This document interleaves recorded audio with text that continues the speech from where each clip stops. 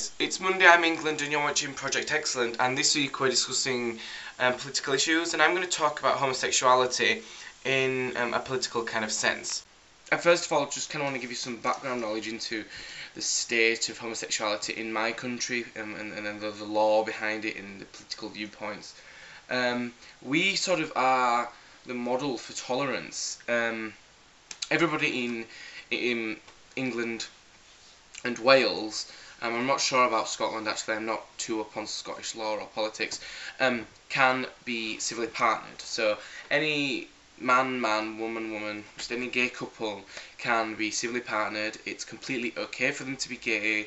Nobody cares. We are kind of the model of tolerance, and even though in society there's still prejudice and there's still discrimination, and there always is going to be, it's very good compared to some places in the world, which make me physically angry, to the point where I feel like I should get up out of my seat and do something.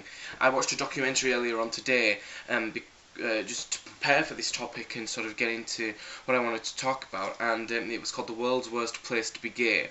And a very famous, openly gay radio DJ presenter over here called Scott Mills from the BBC went over to Uganda, and he was just sort of looking at the state of the politics over there in relation to homosexuality.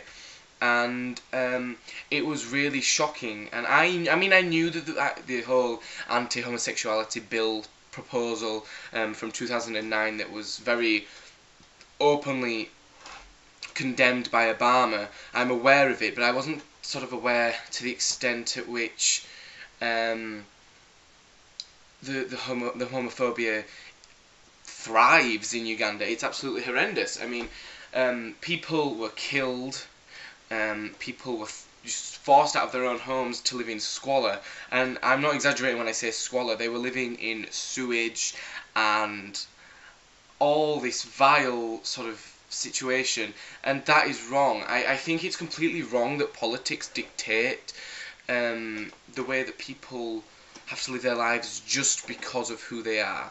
I understand the need for politics and government, don't think I'm being so naive, but I think that politics and government governing the way people live their lives just because of who they were born to be is absolutely ridiculous.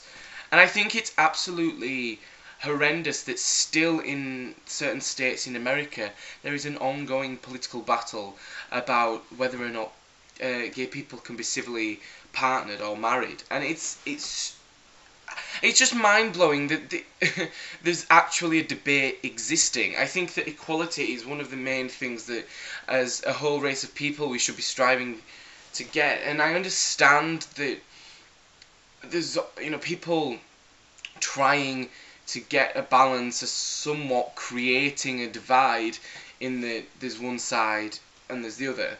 I'm obviously representing one side, even as a straight male. It's a very difficult thing to discuss, because I know this is probably coming across really incoherent because I haven't really prepared anything. I'm trying to just explain that my viewpoint is there should be absolutely no difference, but there is. It shouldn't matter in the eyes of the law and in the eyes of the government whether or not you are gay or straight. It just shouldn't matter. It should not be an issue. And in England, I am sort of acknowledging that we are well on our way, even though there is still a clear divide between, civil partnership and marriage. And I think you're going to get that, whatever. I just think, however naive of me it may be to think so, that policies should not be condemning people for who they are. The propositions in some American states is ridiculous. I think I saw one, I think it was Idaho, don't quote me on that, I may be wrong, where an overwhelming 80% of people said that it was wrong to get married if you were a homosexual or to be civilly partnered, and the proposal was completely abolished. And it's ridiculous. I mean, why is that such a bad thing? I have a lot of things going on in my life at the moment with school and essays and all this stuff, so I wasn't able to create a